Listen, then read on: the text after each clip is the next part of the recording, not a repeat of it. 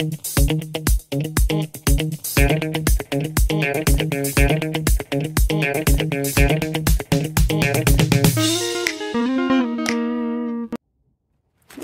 hi.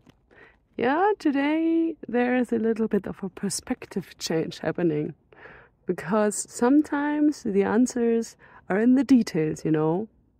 Will it be the case for the next question? Let's see.